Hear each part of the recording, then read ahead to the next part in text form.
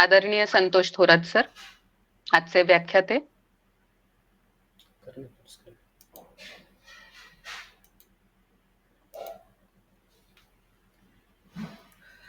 सर्वांना नमस्कार. थोरात सर. ज्ञानेश्वरांच्या ज्ञानाने, छत्रपतींच्या पराक्रमाने, महात्मा फुलेंच्या संघर्षाने व डॉक्टर बाबासाहेब आंबेडकरांच्या कर्तृत्वाने पावन झालेल्या या महाराष्ट्राच्या भूमीमध्ये सर्व माय मराठी श्रोत्यांचं मी संतोष थोरात मनपूर्वक स्वागत करतो. माता आणि माती, माता आणि माती फक्त फरक आहे वेलांटीचा. माता आणि माती फक्त फरक आहे वेलांटीचा. एक जन्म देते तर दुसरी कुशीत घेते. या दोघींना मी मनापासून वंदन करतो. शिक्षक मित्र हो, आज 14 एप्रिल. आज 14 एप्रिल, आजच्या दिवशी एक तेजस्वी तारा या भूतलावर अवतरला आणि तो तारा म्हणजे विश्वरत्न, भारतरत्न, घटनेचे शिल्पकार, दीनदलितांचे कैवारी, बोधिसत्व डॉक्टर बाबासाहेब आंबेडकर होय. डॉक्टर बाबासाहेब आंबेडकरांची आज 133वी जयंती. या जयंतीच्या निमित्ताने माझ्यासारख्या छोट्या व्यक्तीला त्यांच्याविषयी विचार व्यक्त करण्याची संधी मिळाली, हे मी माझं भाग्य समजतो. सर्वात प्रथम डॉक्टर बाबासाहेब आंबेडकरांच्या पावन स्मृतीस मी विनम्र अभिवादन करतो. त्याचप्रमाणे पुणे विभाग TDF, पुणे विभाग माध्यमिक शिक्षक संघ आणि शैक्षणिक व्यासपीठ पुणे या आयोजित शैक्षणिक विचार मंथन व्याख्यानमालेमध्ये मला विचार व्यक्त करण्याची आयोजकांनी संधी दिली, याबद्दल या सर्व आयोजकांचं मी मनपूर्वक आभार व्यक्त करतो. शिक्षक मित्र हो, विद्यार्थी मित्र हो, आजचा जो व्याख्यानाचा जो विषय आहे तो विषय म्हणजे डॉक्टर बाबासाहेब आंबेडकर यांचे शैक्षणिक विचार आणि योगदान. खऱ्या अर्थाने डॉक्टर बाबासाहेब आंबेडकर सामाजिक क्रांतीचे प्रणेते होते, अर्थतज्ञ होते, इतिहास तज्ञ होते, मानववंश शास्त्रज्ञ होते. अनेक विषयावर त्यांचा गाढा अभ्यास होता. अनेक विषयामध्ये त्यांनी मोलाचं योगदान दिलं होतं. एक भारताला वेगळी दिशा देण्यामध्ये त्यांनी मोलाची भूमिका बजावली होती. अनेक वेगवेगळे विषय त्यांनी हाताळले होते आणि त्यातला हा शैक्षणिक विचारांचा, शैक्षणिक योगदानाचा विषय माझ्याकडे आहे. मी माझं भाग्य समजतो, कारण मी एवढा मोठा नाहीये की त्यांच्याविषयी इतकं विचार व्यक्त करावं. त्यांचं कार्य खूप मोठं आहे. तरी पण माझा हा छोटासा प्रयत्न आपण मायबाप आपल्या पदरात घेताल यात शंका नाही. शिका आणि संघटित व्हा. शिका आणि संघटित व्हा या एकाच ओळीमध्ये डॉक्टर बाबासाहेब आंबेडकरांची शिक्षणाविषयी तळमळ आपल्याला लक्षात येते. तत्कालीन कालखंडामध्ये प्रस्थापांनी ज्या व्यक्तीला शिक्षण नाकारलं, ज्या विद्यार्थ्याला शिक्षणापासून दूर ठेवलं, किंबहुना वर्गात बसण्यापासून तर त्याला शिकवण्यास नकार देण्या इतपत मजल गेली, या प्रस्थापिताविरुद्ध, या प्रतिकूल परिस्थितीवर मात करून डॉक्टर बाबासाहेब आंबेडकरांनी शिक्षण घेतलं. नुसतं शिक्षण घेतलं नाही, तर कोलंबिया विद्यापीठासारख्या आंतरराष्ट्रीय विद्यापीठामध्ये एक शतकातला उत्कृष्ट विद्यार्थी म्हणून नावलौकिक मिळवला. 2012 मध्ये संपूर्ण भारतामध्ये एक सर्वे केला गेला आणि या सर्वे मध्ये ऑल टाइम ग्रेटेस्ट इंडियन अशी उपाधी त्यांना मिळाली. त्याचप्रमाणे एक विश्वरत्न, भारतरत्न उपाधीपर्यंतचा ह्या व्यक्तीने प्रवास केला.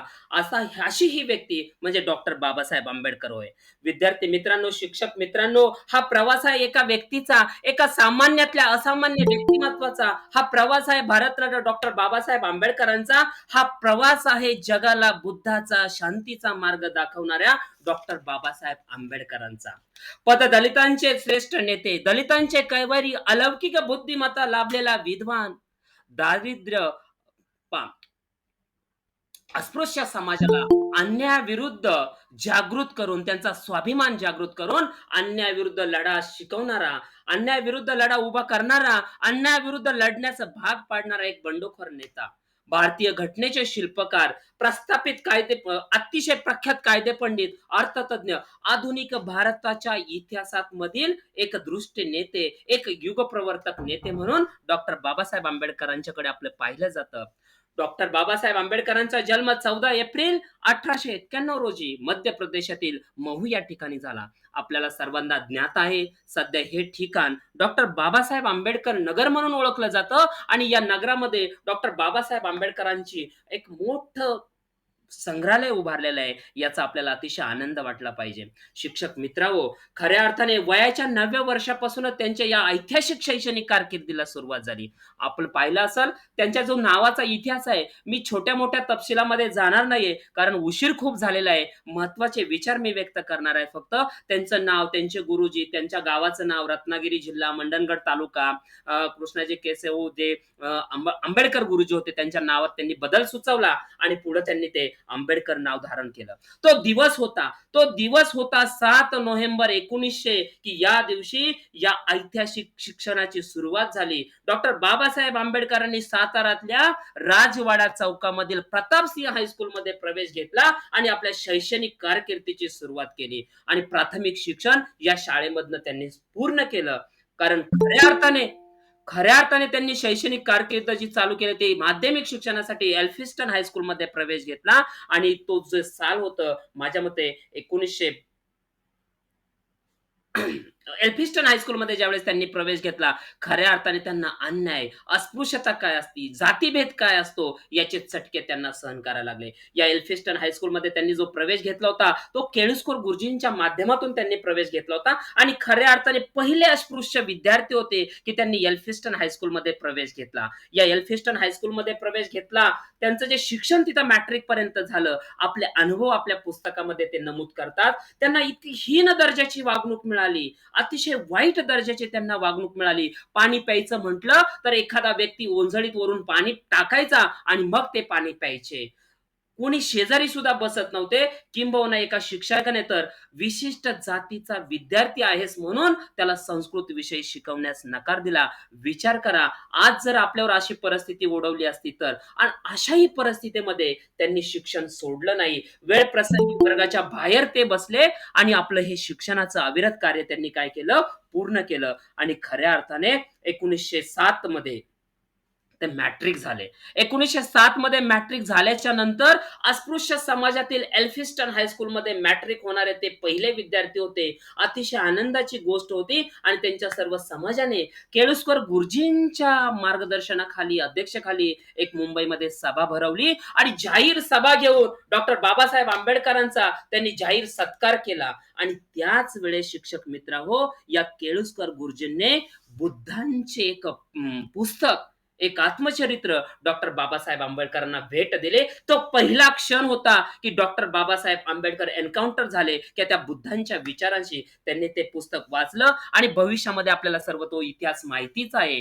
पुढं काय झालं की डॉक्टर आंबेडकर कसे बौद्ध धर्माकडे वळाले किंवा कशी बौद्ध धर्माची त्यांनी दीक्षा घेतली. माध्यमिक शिक्षण मॅट्रिक झाले. पुढे त्याच हायस्कूल मधनं त्यांनी 1912 मध्ये बीए कंप्लीट केलं. राज्यशास्त्र, अर्थशास्त्र हे विषय घेऊन त्यांनी बीए तिथून पूर्ण केलं. आणि हे जे बीए पूर्ण करत असताना त्यांना आर्थिक चणचण खूप लाभली.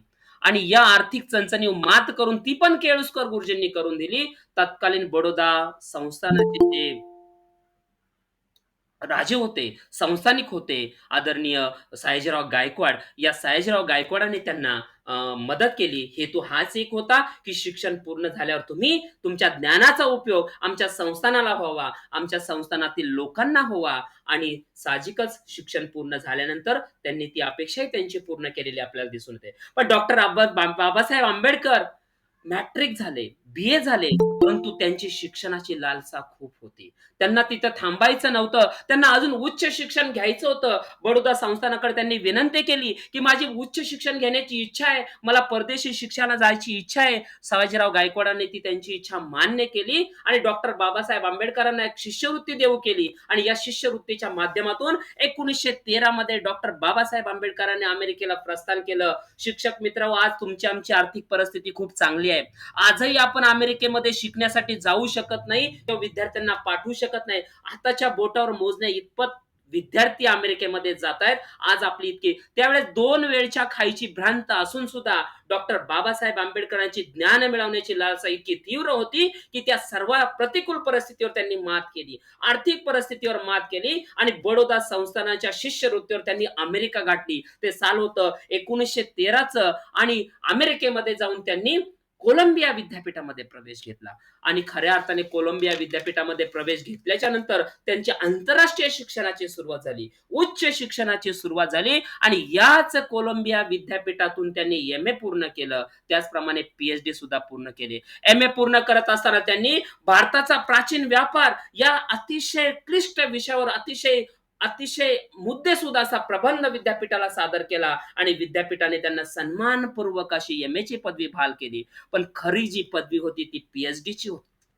Doctor of philosophy. इतकं सोपं नव्हतं, की त्या काळामध्ये परदेशामध्ये जाऊन पी-एच-डी पूर्ण करणे. किंबहुना डॉक्टर बाबासाहेब आंबेडकर हे भारतातले नव्हे, तर दक्षिण आशियामधली पहिली व्यक्ती होती, की ज्यांनी परदेशामध्ये जाऊन डॉक्टर ऑफ फिलॉसॉफी, पी-एच-डीची पदवी मिळवली. 1913, 14, 15, 16 3 वर्ष डॉक्टर बाबासाहेब आंबेडकरांनी अथक अभ्यास केला आणि ही पी-एच-डीची पदवी मिळवली. आणि आपल्या पी-एच-डीचा त्यांचा विषय होता, आपल्या सर्वांना माहिती असेल, national dividend of India, a critical आणि हिस्टॉरिकल अनालिटिकल स्टडी. हा त्यांचा प्रबंधाचा विषय होता. विषय जर तुम्ही मराठीमध्ये ऐकला असेल, तर जो हा विषय होता, की भारतामध्ये जे ब्रिटिश शासन आहे, भारत मंत्री जे शासन करत आहे, या ब्रिटिश शासनाच्या मार्फत भारतातून आर्थिक निस्सारण कसं होतंय, प्रचंड प्रमाणात ब्रिटिश शासन भारतीयांची आर्थिक लूट कशी करते, याच्याबाबत तो प्रबंध होता. 16 मध्ये त्यांनी प्रबंध पूर्ण केला, परंतु कोलंबिया विद्यापीठाने त्यांना डिग्री अलॉट केली नाही.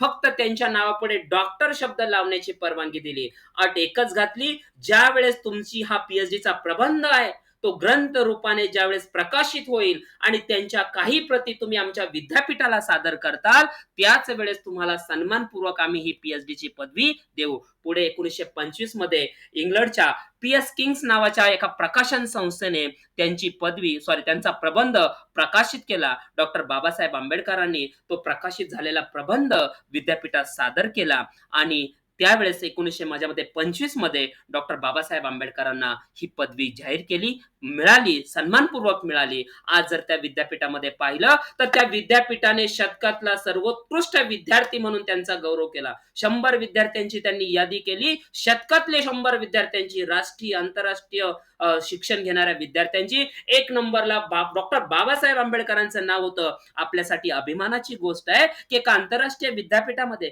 एका अमेरिकेसारख्या देशाच्या विद्यापीठामध्ये 100 विद्यार्थ्यांच्या यादीमध्ये डॉक्टर बाबासाहेब आंबेडकरांचं नाव 1 नंबरला होतं आणि त्यांच्या नावापुढे लिहिलं होतं इंडियन. अंगावर काटा येईल. आज अशी परिस्थिती मला नाही वाटत कुठं पाहायला मिळते, की अशा आंतरराष्ट्रीय विद्यापीठामध्ये आज कोण्या भारतीयाचं 1 नंबरला नाव कुणी लिहिलंय किंवा तिथं त्याचं नाव झळकलंय. डॉक्टर बाबासाहेब आंबेडकरांनी सन्मानपूर्वक त्या सर्व प्रती, ग्रंथाच्या प्रती विद्यापीठाला सादर केल्या आणि आपली पी-एच-डी मिळवली. खऱ्या अर्थाने त्यांना एक सिम्बॉल ऑफ नॉलेज त्यांना म्हटलं जातं. का म्हटलं जातं? भारती राऊत मॅडमने उल्लेख केला. 64 विषयांचा त्यांचा अभ्यास होता. खऱ्या अर्थाने 32 पेक्षा जास्त डिग्र्या त्यांच्याकडे होत्या. मग काय-काय डिग्र्या त्यांनी घेतल्या होत्या? BA, MA, LLB, MSc, bar at law, LLM अशा प्रकारच्या डिग्र्या होत्याच होत्या. 20 विषयामध्ये त्यांचं एम-ए होतं. सायकॉलॉजी असेल, फिजिओलॉजी असेल, त्याचप्रमाणे अर्थशास्त्र असेल, राज्यशास्त्र असेल, समाजशास्त्र असेल, इतिहास असेल, लोक प्रशासन असेल, पत्रकारिता असेल किंवा जर्मन लँग्वेज असेल, या अशा 20 विषयामध्ये त्यांनी एम-ए केलेलं होतं. 2 विषयामध्ये त्यांची एम-एस-सी होती. त्यामध्ये समाजशास्त्र आणि इकॉनॉमिक्स या विषयाचा समावेश होता. त्यानंतर खऱ्या अर्थाने लंडन स्कूल ऑफ इकॉनॉमिक्स मध्ये सुद्धा ते गेले आणि लंडन स्कूल ऑफ इकॉनॉमिक्स मध्ये जाऊन त्यांनी डी-एस-सी नावाची पदवी, त्या काळात फक्त 2च व्यक्तीला ती पदवी मिळाली होती. डॉक्टर बाबासाहेब आंबेडकर हे पहिले भारतीय व्यक्ती होते, की लंडन स्कूल ऑफ इकॉनॉमिक्स मधनं डी-एस-सी पदवी मिळाली. तिथं सुद्धा त्यांनी एक प्रबंध सादर केला होता. गाजलेला प्रबंध आहे. आज जगातले सर्व अर्थतज्ञ त्या प्रबंधांचा रेफरन्स घेतात. त्या प्रबंधांचं नाव होतं द प्रॉब्लेम ऑफ रुपी. आपल्या सगळ्यांना ज्ञात असेल, 1936 मध्ये ज्यावेळेस आरबीआयची निर्मिती करण्यात आली, आरबीआयची निर्मिती मुळातच त्या प्रॉब्लेम ऑफ रुपीच्या ग्रंथाच्या रेफरन्सच्या माध्यमातून करण्यात आली. आज ज्या वेळेस आर्थिक संकटामध्ये एखादा देश येतो, ज्या वेळेस आर्थिक एखादा प्रश्न उद्भवतो, तर हे जे अर्थतज्ञ आहेत, आजही डॉक्टर बाबासाहेब आंबेडकरांच्या लिखित या द प्रॉब्लेम ऑफ रुपी ग्रंथाचा रेफरन्स घेतात, संदर्भ घेतात आणि ती निवारण्यासाठी प्रयत्न करतात. शिक्षक मित्र हो, विद्यार्थी मित्र हो, ही झाली त्यांची शैक्षणिक कारकीर्द. ज्यावेळेस 1900 ते 1917 ही त्यांची शैक्षणिक कारकीर्द होती. एवढं वर्ष त्यांनी शिक्षण घेण्यामध्ये घालवलं. 65 वर्षाचं उन्हपुरं आयुष्य त्यांना मिळालं. त्यातली 25 वर्ष त्यांनी शिक्षणामध्ये घातली. अखंड शिक्षणाची, ज्ञान घेण्याची लालसा डॉक्टर बाबासाहेब आंबेडकरांची होती आणि ती लालसा मरेपर्यंत त्यांनी ती तशीच ठेवली होती. कधीही ती लालसा त्यांनी कमी होऊ दिली नाही. ज्यावेळेस 17 मध्ये ते पुन्हा भारतामध्ये आले आणि अटीनुसार बडोदा संस्थानामध्ये त्यांनी नोकरी करण्यास सुरुवात केली. विचार करा, बरोबर संस्थानामध्ये मोठ्या अधिकाऱ्याच्या पदावर ते रुजू झाले, परंतु तिथं सुद्धा त्यांना अस्पृश्यतेचा ते बळी ठरले. जातीभेद, ऊच-नीच, भेदभावाचा ते बळी ठरले आणि नाईलाजाने त्यांना तिथं राहायला सुद्धा जागा मिळाली नाही. नाईलाजाने त्यांनी नोकरी त्यांना सोडावी लागली. कारण त्यांना मुंबईवरून एक तार आली होती. त्यांच्या वडिलांची तब्येत अचानक बिघडली. त्यामुळे त्यांनी ती नोकरी सोडून पुन्हा ते मुंबईला आले. अशा रीतीने त्यांची जी शैक्षणिक कारकीर्द होती, ती शैक्षणिक कारकीर्द आपण पाहिली. परंतु खऱ्या अर्थाने तत्कालीन समाजामध्ये जाती व्यवस्था असेल, विषमता असेल, अस्पृश्यता असेल, यांनी ही समाज व्यवस्था पोखरलेली होती. प्रस्थापितांच्या हातामध्ये शिक्षण होतं. फक्त 20% लोकांच्या हातामध्ये शिक्षण होतं. 80% लोकांना, अस्पृश्य समाजाला, बहुजन समाजाला, विद्यार्थ्यांना हे शिक्षण नाकारलेलं होतं. यामधून समाजाला जर बाहेर काढायचं असेल, तर शिक्षणाशिवाय तरणोपाय नाही, असं डॉक्टर बाबासाहेब आंबेडकरांचं ठाम मत होतं. त्यांचे शिक्षणविषयक विचार मी व्यक्त करणार आहे, की शिक्षणासाठी त्यांनी काय योगदान दिलं? शिक्षणासाठी त्यांनी काय तरतूद केल्या? का शिक्षणाला त्यांनी एवढं महत्त्व दिलं? कारण त्यांनी जे सोसलं होतं, त्यांनी जे भोगलं होतं, केवळ शिक्षण नसल्यामुळं या जातीभेदी असतील किंवा अस्पृश्यता असेल, या सर्व गोष्टी असतील किंवा सामाजिक जी विषमता असेल, या सर्व गोष्टी या शिक्षणामुळं किंवा अज्ञानामुळं. आपल्याला माहिती आहे, महात्मा फुले म्हटले होते, "नीती विना मती गेली, मती विना गती गेली, गती विना वित्त गेले, वित्त विना शूद्र खचले, हे सारे अनर्थ एका अविद्येने केले." डॉक्टर बाबासाहेब आंबेडकरांना या विद्येचं महत्त्व माहिती होतं. योगायोगाची गोष्ट म्हणजे 1890 मध्ये महात्मा फुल्यांचा मृत्यू झाला आणि त्याच्यानंतर एकाच वर्षामध्ये डॉक्टर बाबासाहेब आंबेडकर यांचा जन्म झाला.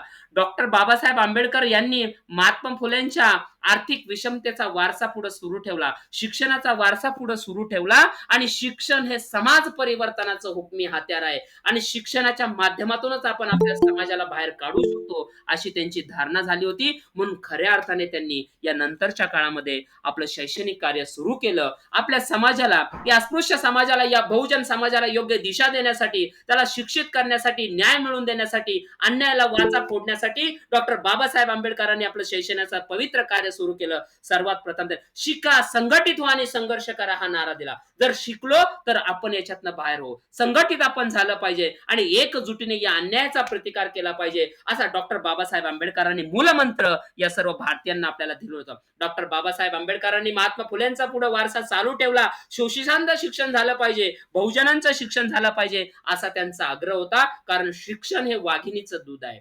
शिक्षण हे वाघिणीचं दूध आहे आणि जो हे दूध पेल तो गुरगुरल्याशिवाय राहणार नाही, अशी त्यांची धारणा होती. त्याचप्रमाणे शिक्षण हे द्विधारी तलवार आहे. शिक्षण हे द्विधारी तलवार आहे. जो तो शिक्षण तलवार धारण करल, तो नक्कीच एक चांगलं परिवर्तन घडून आणल, अशी त्यांची धारणा. व्यक्तीला अन्यायाच्या विरुद्ध लढण्यासाठी शिक्षण बळ देतं. व्यक्तीला अन्यायाविरुद्ध लढण्यासाठी शिक्षण हे बळ देतं, याची जाणीव डॉक्टर बाबासाहेब आंबेडकरांनी आपल्या समाजाला करून दिली होती. यासाठी त्यांनी अस्पृश्य समाजामध्ये, या बहुजन समाजामध्ये शिक्षणाचं महत्त्व पटवून दिलं होतं. त्याची जाणीव जागृती केली होती. फक्त महत्त्व पटवून देऊन, जाणीव जागृती करून आपला समाज शिक्षित होणार नाही, अशी त्यांची धारणा होती आणि त्यांनी खऱ्या अर्थाने शिक्षणाचा पाया रचला. खऱ्या अर्थाने शिक्षणाची मुहूर्तमेढ रचली, ती म्हणजेच आपल्या बहिष्कृत हितकर्णी सभेच्या माध्यमातून. तो दिवस होता 20 जुलै 1924. तो दिवस होता 20 जुलै 1924. या ऐतिहासिक दिवशी डॉक्टर बाबासाहेब आंबेडकरांनी आपल्या अस्पृश्य समाजाला, आपल्या दीनदलित, पददलित समाजाला अन्यायाविरुद्ध लढण्यासाठी तयार करण्यासाठी, त्यांना शिक्षित करण्यासाठी, त्यांना या शिक्षणाचं बाळ कडू देण्यासाठी या संस्थेची स्थापना केली आणि या संस्थेच्या मार्फत सर्व विद्यार्थ्यांना मोफत साहित्य पुरवलं, पुस्तकं पुरवली, वसतिगृह सुरू केलं. याच संस्थेमार्फत सोलापूर असेल, पनवेल असेल, त्याचप्रमाणे जळगाव असेल, बेळगाव असेल, निपाणी असेल, या ठिकाणी शाळा उघडल्या, वसतिगृह सुरू केली आणि शिक्षणाची मुहूर्तमेढ रोवली. त्याच नंतर डॉक्टर बाबासाहेब आंबेडकरांनी एका दलित शिक्षण संस्थेची स्थापना केली आणि या दलित शिक्षण संस्थेला मुंबईमध्ये तत्कालीन ब्रिटिश कमिशनर कडून त्यांनी अनुदान सुद्धा मिळवलं होतं. त्या काळामध्ये आजही आपण पाहतो की शाळा चालवणं किती अवघड आहे. आज आपला समाज पुढारलेला आहे, शिक्षित झालेला आहे, अर्थकारणाच्या बाबतीमध्ये स्वयंपूर्ण झालेला आहे. तरी पण आपल्याला शिक्षण संस्था चालवणं अवघड जातं. तत्कालीन कालखंडामध्ये काही पैसे नसताना, आर्थिक तरतूद नसताना डॉक्टर बाबासाहेब आंबेडकरांनी ही हितकर्णी सभा, त्याचप्रमाणे दलित शिक्षण संस्था चालवली. वेळोवेळी अडचणी आल्या, समस्या आल्या, परंतु शिक्षणाचं पवित्र कार्यामध्ये त्यांनी कधीही खंड पडू दिला नाही. किंबहुना मुस्लिम समाजाकडून, पारसी समाजाकडून मुंबईतल्या त्यांनी आर्थिक मदत मिळवली. मुंबईच्या ब्रिटिश कमिशनरकडून मदत मिळवली आणि ही दलित शिक्षण संस्था चालू ठेवली. त्याच्या माध्यमातून वसतिगृह सुरू ठेवली. मुलांना मोफत शिक्षण दिलं, कपडे दिले, वाचनालय उभी केली आणि आपला समाज शिक्षित करण्यासाठी त्यांनी प्रयत्न केला. या नंतरच्या काळामध्ये शिक्षणाविषयीचं पवित्र कार्य करताना त्यांनी अतिशय सुंदर अशा एका शिक्षण संस्थेची उभारणी केली. आज जरी आपण पाहिलं तर ही शिक्षण संस्था दिमाखाने उभी आहे. तिचं नाव आहे पीपल एज्युकेशन सोसायटी. दिवस होता 8 जुलै 1945. 8 जुलै 1945 रोजी डॉक्टर बाबासाहेब आंबेडकरांनी या ऐतिहासिक संस्थेची उभारणी केली. आजही ही संस्था दिमाखाने उभी आहे. पुण्यामध्ये मुंबईमध्ये सिद्धार्थ कला आणि विज्ञान महाविद्यालय असेल, त्याचप्रमाणे औरंगाबाद येथे मिलिंद महाविद्यालयाची त्यांनी स्थापना केली आणि नंतर 1956 मध्ये मुंबईमध्ये सिद्धांत विधी महाविद्यालयाची स्थापना केली. आज जर आपण पाहिलं तर या संस्थेची जवळपास 50च्या आसपास शाळा आणि महाविद्यालये आपल्या भारतामध्ये कार्यरत असताना आपल्याला दिसून येतात. अशा रीतीने डॉक्टर बाबासाहेब आंबेडकरांनी या स्वातंत्र्यपूर्व कालखंडामध्ये आपल्या बांधवांना, आपल्या समाजाला, आपल्या न्याय हक्कासाठी लढण्यासाठी या सगळ्या तरतुदी केल्या. शिक्षणाच्या सुविधा निर्माण केल्या. कारण त्यांना माहिती होतं की सामाजिक जी विषमता आहे, सामाजिक जी विषमता आहे, हे सामाजिक विषमतेचं जे दुखणं आहे, या सामाजिक विषमतेच्या दुखण्यावर एक रामबाण औषध म्हणजे काय आहे? शिक्षण आहे. आणि म्हणून साठी डॉक्टर बाबासाहेब आंबेडकरांनी या सर्व सुविधा आपल्या बांधवांसाठी निर्माण केलेल्या होत्या. हा झाला स्वातंत्र्यपूर्वचा कालखंड. पण खऱ्या अर्थाने शिक्षणाला एक घटनात्मक अधिष्ठान त्यांनी निर्माण करून दिलं. एक कायद्याचं स्वरूप प्राप्त करून दिलं. कारण त्यांचं जे महत्वाचं कार्य होतं, आपण पाहिलं की डॉक्टर बाबासाहेब आंबेडकरांनी महत्वाची भूमिका बजावली ती म्हणजे काय? घटना लिखाणामध्ये. त्यांना आपण घटनेचे शिल्पकार असं म्हणतो. जवळपास त्यावेळेस संविधान समितीची निर्मिती करण्यात आली. जवळपास 22 समित्या निर्माण करण्यात आल्या आणि त्यातली एक समिती होती म्हणजेच मसुदा समिती. Doctor Babasaheb Ambedkar played an important role as a chairman of the drafting committee. He completed his work before time period and that time was 2 year 11 month and 18 days. ज्यावेळेस डॉक्टर बाबासाहेब आंबेडकरांनी संविधान दिलं, भारतातल्या प्रत्येक घटकाचा त्यांनी विचार केला आणि मी फक्त शिक्षण विषयक सांगणार आहे. ज्यावेळेस संविधान लिहिलं त्यांना माहिती होतं की शिक्षणामुळे काय होतंय. शिक्षण हे वाघिणीचं दूध आहे. म्हणून शिक्षणाला कायद्याच्या चौकटीत त्यांनी बसवलं. घटनात्मक तरतूद त्यांनी करून ठेवली की जेणेकरून भविष्यामध्ये याला कुणी हात लावणार नाही किंवा ते कुणीही रद्द करणार नाही. आपल्याला माहिती असेल स्वातंत्र्य, समता, बंधुता, संधीची समानता या घटनेच्या माध्यमातून राज्यघटना संविधान म्हणजे आपल्या देशाचा लिखित दस्तऐवज. आपण एक गाईड त्याला समजतो आणि या लिखित दस्तऐवजाच्या माध्यमातून आपल्या देशाचा राज्यकारभार चालवला जातो. आपल्याला अभिमान वाटावा असं काम डॉक्टर बाबासाहेब आंबेडकरांनी केलं. घटना समितीचे मसुदा समितीचे चेअरमन. जवळपास 60 देशांच्या संविधानाचा त्यांनी अभ्यास केला. स्वातंत्र्य, समता, बंधुता, संधीची समानता, नोकरीची समानता या सर्व गोष्टी काटेकोरपणे त्यांनी घटनेमध्ये बसवल्या आणि आजही आपला देश त्याच्यावर चालतो. आज तुम्ही आम्ही इथं बसलेलो आहोत. तुम्हा आम्हाला शिक्षण मिळालं, तुम्हा आम्हाला नोकऱ्या मिळाल्या डॉक्टर बाबासाहेब आंबेडकरांच्या विचारामुळे. 26 जानेवारी 1950 पासून ते अंमलात आलं आणि खऱ्या अर्थाने आपल्या भारत एक प्रजासत्ताक गणतंत्र राष्ट्र गणला गेला. या संविधानाच्या मार्फत आपला राज्यकारभार होऊ लागला. सर्वात प्रथम त्यांनी घटनेच्या 45व्या कलमामध्ये हे प्राथमिक शिक्षण सक्तीचं असावं अशी तरतूद त्यांनी केली. नंतर आरटीआय ऍक्ट आला. आरटीआय ऍक्ट मध्ये आपण पाहिलं 0 ते 14 वयोगटापर्यंत आज आपल्याला मोफत आणि सक्तीचं शिक्षण दिलं जातं.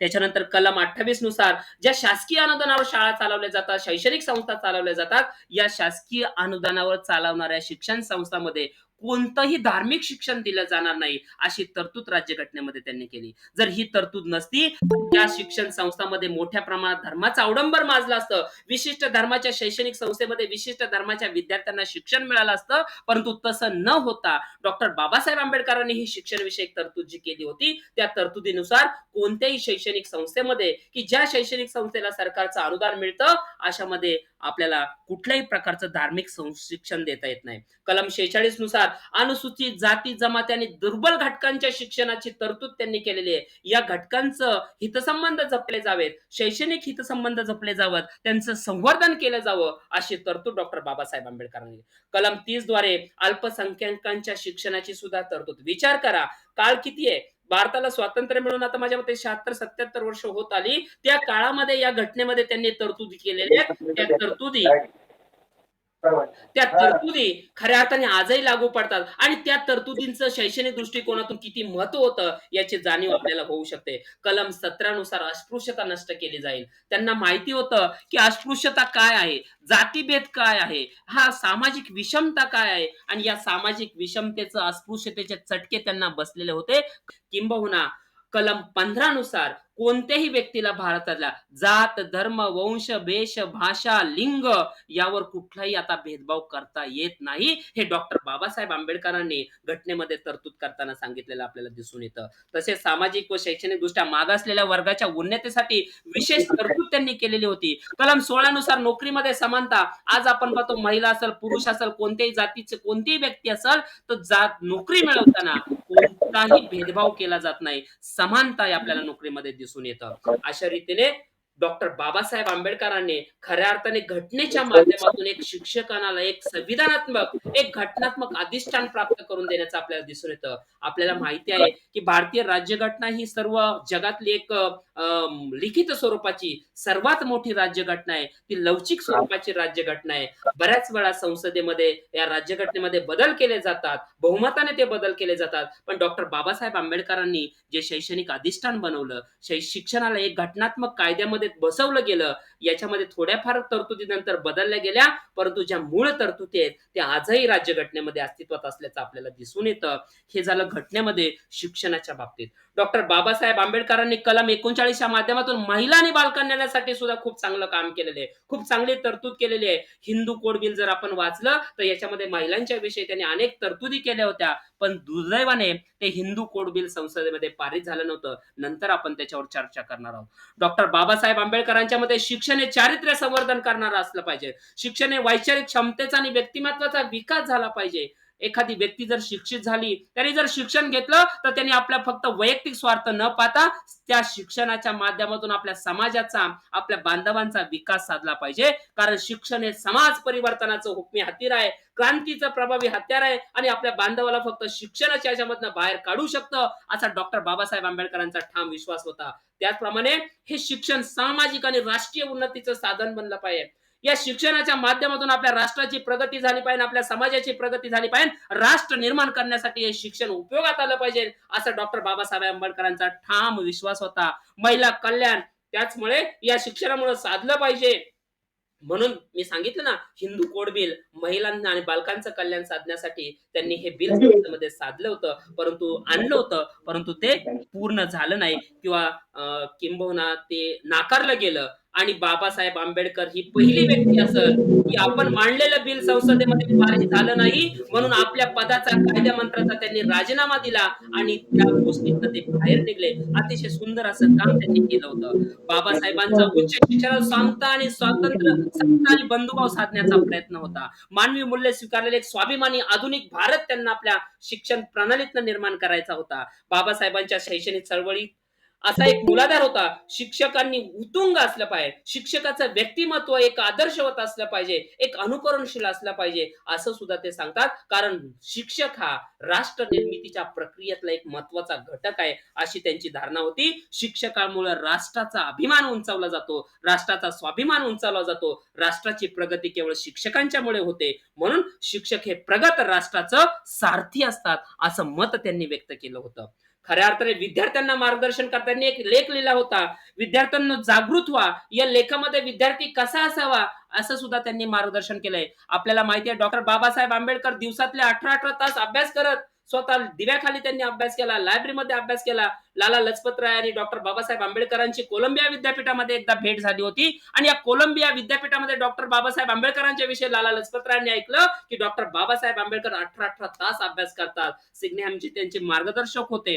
ते तिथं घेऊन गेले आणि त्यांची वैचारिक चर्चा झाली. लाला लजपत रायांनी सुद्धा त्यांना त्यावेळेस शुभेच्छा दिल्या होत्या, की एक चांगला युवक भारताचं नाव उंचावतोय, याचा त्यांना सुद्धा त्या काळामध्ये अभिमान वाटला पाहिजे. विद्यार्थ्यांनी आपला दृढ संकल्प केले पाहिजेत. विद्यार्थ्यांनी आपण they should always think out of the box. त्यांनी एक चाकोरी बाहेरचा विचार केला पाहिजे. आपली जबाबदारी सांभाळून शिक्षण पूर्ण केलं पाहिजे. शिक्षणाविषयी ते बोलतात, जर एखाद्या व्यक्तीने जर आयुष्यभर जर शिकायचं झालं, एखाद्या व्यक्तीने जर आयुष्यभर जर शिकायचं ठरवलं, ज्ञानसागर इतका अफाट आहे, आगाध आहे, तर फक्त माणूस गुडघाभर पाण्यामध्येच जाऊ शकतो, इतकं हे शिक्षण अगाध आहे. आपण पाहिलं 64 विषयांचा त्यांचा अभ्यास होता. कायदा असेल, अर्थ असेल, कृषी असेल, महिला बालकल्याण असेल, कामगार असेल, इतिहास असेल, मानववंशशास्त्रज्ञ असेल, अशा अनेक गोष्टींचा त्यांचा अभ्यास होता. आयुष्यभर ते शिकत राहिले, तरी पण त्यांना कधी गर्व नव्हता. ते काय म्हणतात, फक्त गुडघाभर पाण्यापर्यंतच आपण पोहोचू शकतो, इतकं हे शिक्षण अगाध आहे.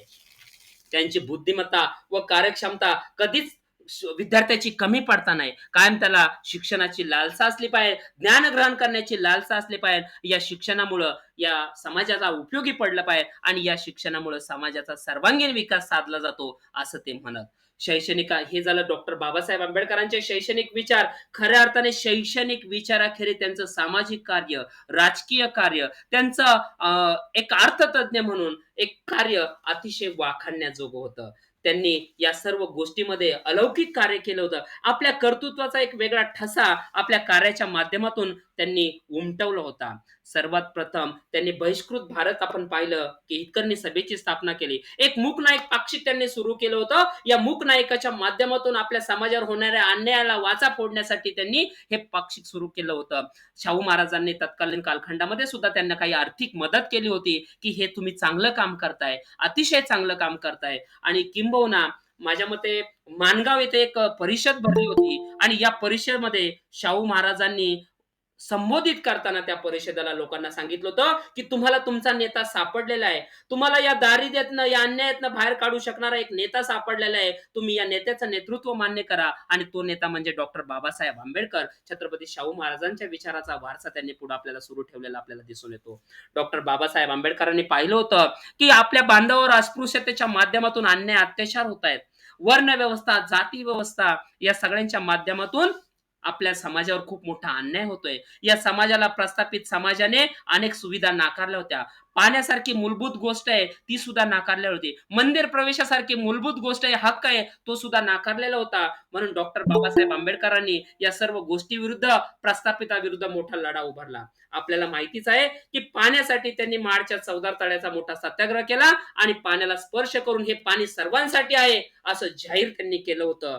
त्याचप्रमाणे ही जी वर्ण व्यवस्था आहे, चातुर्वर्ण व्यवस्था आहे, हा जो भेदभाव आहे, की ज्या गोष्टीमुळं या समाजाला, दलित समाजाला अनेक हाल-अपेष्टा सहन करायला लागल्या, त्याचा जो मूलाधार आहे, तो म्हणजे मनुस्मृती. आणि म्हणून डॉक्टर बाबासाहेब आंबेडकरनी 25 डिसेंबर 1927 मध्ये जाहीरपणे प्रतिकात्मक या मनुस्मृतीचं दहन केलं आणि सांगितलं, की हा जो अस्पृश्यतेचा मूलाधार आहे, माणूस जन्माने काही कोणती जात घेऊन येत नाहीये. माणूस जन्मतः स्वतंत्र आहे. मानवता हीच खरी जात आहे. परंतु मनुस्मृतीमुळं किंवा व्यवसायामुळं किंवा या सर्व गोष्टीमुळं हे उद्भवलं होतं. डॉक्टर बाबासाहेब आंबेडकरांनी मनुस्मृतीचं जाहीररित्या दहन केलं आणि जगाला दाखवून दिलं, की हे सगळं संपुष्टात आणलं पाहिजे. ह्या सगळ्या चुकीच्या गोष्टी आहेत.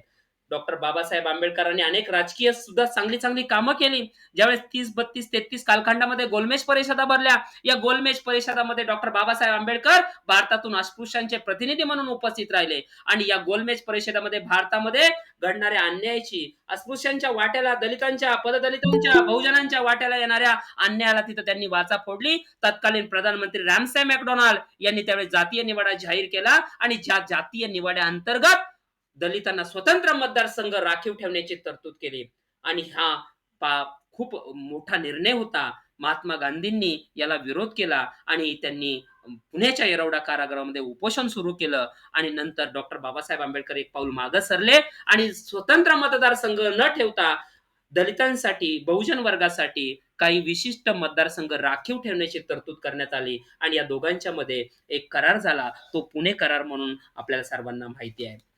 अशा रीतीने डॉक्टर बाबासाहेब आंबेडकरांनी शैक्षणिक कार्य केलं, सामाजिक कार्य केलं, राजकीय कार्य केलं. राजकीय कार्य करत असताना त्यांना सुद्धा इच्छा होती, की आपण सुद्धा एखादा पक्ष स्थापन करावा, निवडणुका लढवाव्यात. म्हणून 1936 मध्ये स्वतंत्र मजूर पक्षाची प्रथम त्यांनी स्थापना केली आणि या स्वतंत्र पक्ष मजूर पक्षाच्या माध्यमातून त्यांनी आपली राजकीय कारकीर्द सुरू केली. त्याचप्रमाणे कायदा मंत्री असताना नेहरू मंत्रिमंडळामध्ये त्यांनी एक हिंदू कोड बिल मांडलं होतं, परंतु ते हिंदू कोड बिल पूर्ण होऊ शकलं नाही. हे आपल्याला मी यापूर्वीच सांगितलेलं आहे. त्याच्यानंतर त्यांनी शेड्यूल कास्ट फेडरेशनची स्थापना केल्याची आपल्याला दिसून येते. शेड्यूल कास्ट फेडरेशनच्या नंतर खऱ्या अर्थाने त्यांची इच्छा होती एक रिपब्लिकन पार्टी ऑफ इंडिया नावाचा पक्ष असावा, परंतु तो त्यांच्या हयातीमध्ये त्यांना स्थापन करता नाही. त्यांच्या पश्चात रिपब्लिकन पार्टी ऑफ इंडिया त्यांच्या अनुयायांनी स्थापन केला आणि खऱ्या अर्थाने डॉक्टर बाबासाहेब आंबेडकरांनी आपल्या अनुयायांना न्याय दिल्याचं आपल्याला समजून येतं. शिक्षक मित्र व विद्यार्थी मित्र, डॉक्टर बाबासाहेब आंबेडकर एवढे शिकले, त्यांनी लिखाणही भरपूर केलं होतं. आज त्यांचे जर ग्रंथ पाहिले तर त्यांच्या ग्रंथातून शैक्षणिक विचार ओथंबताना दिसून येतात. त्यांच्या या शैक्षणिक ग्रंथातून आज जग संदर्भ घेताना आपल्याला दिसून येतात. मी तुम्हाला प्रॉब्लेम ऑफ रुपी सांगितलं, भारताचा प्राचीन व्यापार सांगितला, त्याचप्रमाणे dividend of India, a historical and analytical study, हे जर ग्रंथ जर आपण पाहिले तर भारताला शैक्षणिक विचाराला, अर्थकारणाला एक वेगळी दिशा देणारे ग्रंथ आहेत. आज संपूर्ण जग या ग्रंथाचं अनुकरण करतं, रेफरन्स घेतं. आज जर त्यांचं आपण ग्रंथालय पाहिलं 50,000च्या वर पुस्तकं त्यांच्या ग्रंथालयामध्ये असलेले आपल्याला दिसून येतात. त्यांनी आपल्या लेखणीतून अनेक सरस असे ग्रंथ निर्माण केले. सांगायचं झालं, who were Shudras, Buddha and his Dham, Maharashtra as a linguistic state, त्याचप्रमाणे थॉट्स ऑन पाकिस्तान, अशा प्रकारचे सुंदर ग्रंथ लिहिलेले दिसून येतात. आपण शिक्षक आहोत, किंबहुना आपल्यापैकी बऱ्याच जणांना माहिती नसेल, त्यांनी एक आत्मचरित्र सुद्धा लिहिलं होतं. त्या आत्मचरित्राचं नाव होतं वेटिंग फॉर अ व्हिसा. हे आत्मचरित्र आपल्यासाठी आनंदाची गोष्ट आहे. आपल्याला माहिती नाहीये की हे आत्मचरित्र आज कोलंबिया विद्यापीठामध्ये क्रमिक पुस्तक म्हणून वापरलं जातं. आपल्या भारतामध्ये तर माझ्या वाचनात आलं नाहीये की डॉक्टर बाबासाहेब आंबेडकरांचं आत्मचरित्र कोणत्या शाळेमध्ये, कोणत्या विद्यापीठामध्ये क्रमिक पुस्तक म्हणून वापरलं जातंय. परंतु डॉक्टर बाबासाहेब आंबेडकरांचं हे आत्मचरित्र वेटिंग फॉर व्हिसा या पुस्तकामध्ये सर्व तपशील त्यांनी मांडलेले आहेत. आज कोलंबिया विद्यापीठामध्ये हे पुस्तक क्रमिक पुस्तक म्हणून वापरलं जातं. खऱ्या अर्थाने डॉक्टर बाबासाहेब आंबेडकर पूर्ण आयुष्यभर आपलं आयुष्य आपल्या समाजाच्या उद्धारासाठी, दीनदलितांच्या, पददलितांच्या उन्नतीसाठी त्यांनी वेचलं. इतक्या सुधारणा केल्या, इतके त्यांनी प्रयत्न केले, तरी पण पाहिजे अशा सुधारणा हिंदू धर्मामध्ये झाले नाहीयेत. नाशिक येथे, येवला येथे 1935 मध्ये एक त्यांनी घोषणा केली. मी जरी हिंदू म्हणून जन्माला आलो असेल, तरी हिंदू म्हणून म्हणा. As I born as a Hindu, but I am not going to die as a Hindu.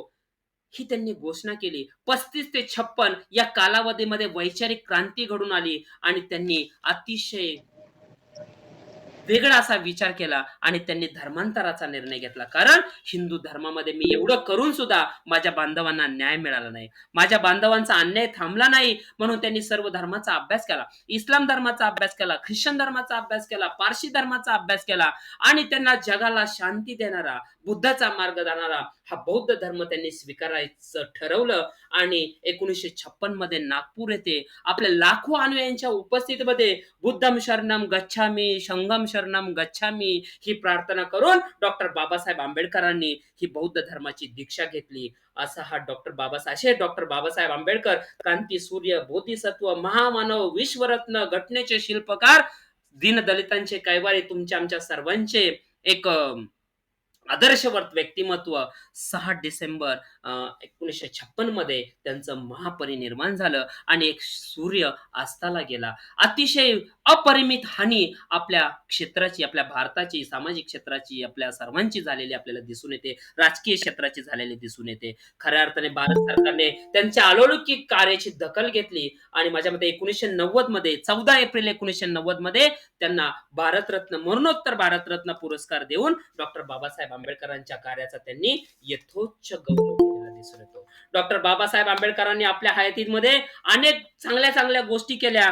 त्यांनी वित्त आयोग, आज आपण पंचवार्षिक जो योजना आहेत त्यांचीच देणी आहे. त्याचप्रमाणे मतदानाचा जो अधिकार आहे, साऊथ ब्युरो कमिशन पुढे अतिशय महत्वाची साक्ष त्यांनी दिली होती की की त्यावेळेस अशी ठरवलं गेलं फक्त शिक्षित लोकांना मतदानाचा अधिकार असावा, महिलांना आणि अज्ञानी अशिक्षितांना निरक्षर लोकांना मतदानाचा अधिकार नाकारला गेला.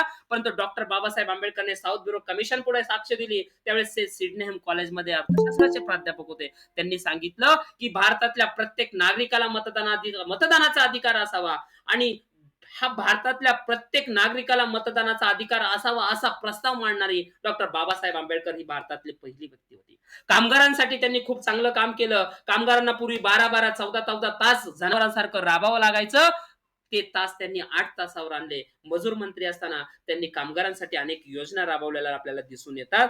त्याचप्रमाणे त्यांनी असं म्हटलं होतं, शाळेच्या जगात साक्षरता जरी महत्वाची असली तरी जगाच्या शाळेतील सामूहिक शहाणपण आणि भारतीय राजकीय साक्षरता लक्षात घेता सर्वांना मतदानाचा अधिकार असला पाहिजे, असं त्यांनी साऊथ ब्युरो कमिशन पुढे मांडलं होतं. त्यांनी अनेक पदं भूषवली, अनेक गोष्टी त्यांनी केल्या. भारताचे मजूर मंत्री होते ब्रिटिश शासनामध्ये. नंतर पहिले स्वतंत्र भारताचे नेहरूंच्या मंत्रिमंडळामध्ये ते कायदा मंत्री होते, न्यायमंत्री होते. 52 ते 56 या कालखंडामध्ये ते राज्यसभा सदस्य होते आणि विशेष म्हणजे आपल्याला माहिती नसेल, संविधान सभेवर ते बंगाल प्रांतामधून निवडून गेले होते. मुंबई प्रांतामध्ये त्यांचा पराभव झाला होता. बंगाल प्रांतामधून ते निवडून गेले होते. संविधान सभेचे ते सदस्य होते. ड्राफ्टिंग कमिटीचे जे चेअरमन होते. मुंबई विधानसभेचे ते विरोधी पक्ष नेते होते. मुंबई विधानसभा सदस्य होते. तसेच मुंबई विधिमंडळ सुद्धा सदस्य होते. अशा रीतीने डॉक्टर बाबासाहेब आंबेडकरांनी सर्वच गोष्टीला हात घातलेला आपल्याला दिसून येतो. समाजकारण असेल, राजकारण असेल, शिक्षण असेल, अर्थकारण असेल, कृषी असेल, कायदा असेल, कामगार असेल, महिला बाल कल्याण असेल, आंतरराष्ट्रीय व्यापार असेल, या सर्व गोष्टीमध्ये त्यांचा गाढा अभ्यास होता. या सर्व गोष्टीच्या माध्यमातून त्यांनी अतिशय छान असं मार्गदर्शन आपल्या भारतीय लोकांना केलेलं दिसून येतं. अशा रीतीने डॉक्टर बाबासाहेब आंबेडकरांनी भारतातील दलित समाजासाठी, त्यांच्या उद्धारासाठी जे कार्य केलं त्याला इतिहासामध्ये तोड नाही. आपल्या अस्पृश्य बांधवांना या चाकुरीतनं बाहेर काढण्यासाठी, अन्यायाविरुद्ध संघर्ष करण्यासाठी त्यांनी प्रेरित केलं. त्यांना न्याय मिळवून देण्यासाठी ते कायम अहोरात्र पूर्ण केलं. या आपल्या बांधवांची अस्मिता जागृत करून त्यांना आपले हक्क मिळवून देण्यासाठी नेहमीच प्रयत्न केले. त्याचबरोबर दलितांना मुख्य राष्ट्रीय प्रवाहामध्ये बाहेरून त्यांना परिघामध्ये आणण्यासाठी त्यांनी मोलाची कामगिरी बजावली. त्याचप्रमाणे आपल्या भारतीयांसाठी घटनेचे शिल्पकार म्हणून, एक मसुदा समितीचे एक चेअरमन म्हणून किंवा घटना लिहिण्यामध्ये त्यांनी अतिशय मोलाची भूमिका बजावली. डॉक्टर बाबासाहेब आंबेडकरांचे अतिशय चांगले उपकार आपल्यावर आहेत. आपण हे कधी विसरता कामा नये, कारण आपला जो देश चालला तो घटनेवर चाललेला आहे. म्हणून डॉक्टर बाबासाहेब आंबेडकरांचं कार्य जे आहे, पहा, हजारो वर्ष जातील, किती येतील, किती जातील, पण यासमहा असं हे व्यक्तिमत्व कायमच आपल्याला सर्वांना प्रेरणा येत राहील. त्यात तीळ मात्र मला शंका वाटत नाही. असं हे व्यक्तिमत्व, अतिशय सुंदर असं व्यक्तिमत्व, या व्यक्तिमत्वाने आपल्या भारताला एक वेगळी दिशा दिली. परंतु खेद असा वाटतो, की भारत विश्वरत्न होते ते. संपूर्ण जगाचे ते होते. आज 150 देशामध्ये त्यांची जयंती साजरी केली जाते. आपल्यासाठी अभिमानाची गोष्ट आहे. कोलंबिया विद्यापीठामध्ये त्यांच्या एक क्रमिक पुस्तक म्हणून वापरलं जातं. ही आपल्यासाठी अभिमानाची गोष्ट आहे. परंतु विशिष्ट जातीचं लेबल लावून, विशिष्ट चौकटीमध्ये आपण डॉक्टर बाबासाहेब आंबेडकरांना बंदिस्त करण्याचा प्रयत्न करतो. अतिशय खेद वाटतो. डॉक्टर बाबासाहेब आंबेडकर हे सगळ्यांचे होते. ते doctor Babasaheb Ambedkar was a international personality. ते कोणत्या जाती धर्मासाठी त्यांनी काम केलं नाही आणि विशेष म्हणजे त्यांनी कोणत्याही जाती धर्माचा तिरस्कार केला नाही. तिरस्कार केला त्या जाती धर्मातल्या संघटनांचा, अनिष्ट चालीरीतींचा, परंपरांचा. असे हे डॉक्टर बाबासाहेब आंबेडकर. आज त्यांची जयंती, त्यांच्या जयंतीच्या निमित्ताने मला त्यांचे विचार व्यक्त करण्याची संधी मिळाली. मी आयोजकांचं मनपूर्वक आभार व्यक्त करतो आणि डॉक्टर बाबासाहेब आंबेडकरांच्या पावन स्मृतीस मी त्यांच्या समोर नतमस्तक होतो. काही चूकभूल झाली असेल तर मी आपल्या सर्वांची दिलगिरी व्यक्त करतो आणि आयोजकांना खूप खूप धन्यवाद देऊन थांबतो. जय हिंद, जय महाराष्ट्र. आपण पाहतो की संपूर्ण भारतभर संविधान दिन म्हणून साजरा केला जातो. And he submitted his a beautiful, his precious work to the doctor chairman. त्यांचं भारताचे जे राष्ट्रपती होते, माझ्या मते ते चेअरमन होते संविधान समिती, डॉक्टर राजेंद्र प्रसाद होते. डॉक्टर राजेंद्र प्रसादांच्याकडे त्यांनी तो हँडओव्हर केला. तो दिवस होता 26 नोव्हेंबर 1946 आणि हा दिवस